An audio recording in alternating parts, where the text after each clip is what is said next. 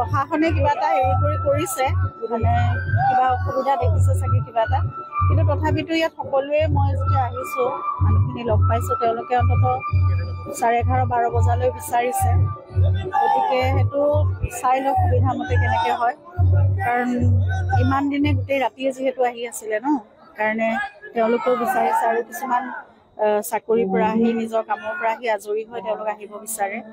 গতিকে সেইটো প্ৰশাসন আৰু পুলিচ প্ৰশাসনে তেওঁলোকে চাই লওক কেনেকৈ, প্ৰশাসনে বেছি ভালকৈ জানো আৰু ৰাইজে নিজে আচলতে একো সুবিধা নোহোৱাকৈ তেওঁলোকে যেতিয়া কৈছে মই তেওঁলোকৰ ওপৰতো সেইটো বিশ্বাস মই কৰিব লাগিব যে তেওঁলোকে ইমান দিনেতো তেওঁলোকে নিজে বহুতখিনি নিজৰ সুবিধামতে কৰিয়ে আছে। এইবোৰ কাম কৰিব নালাগে, জুবিনক সসন্মানেৰে মানে প্ৰাৰ্থনা কৰক তেওঁৰ বাবে, আৰু অশান্তিকৰ একো পৰিৱেশৰ যাতে সৃষ্টি নহয়। সকলোৱে ইয়ালৈ আহে, সকলো শ্ৰেণীৰ সকলো বয়সৰ লোক আহে, গতিকে সকলোৱে সকলোৰে সন্মানটো ৰাখক।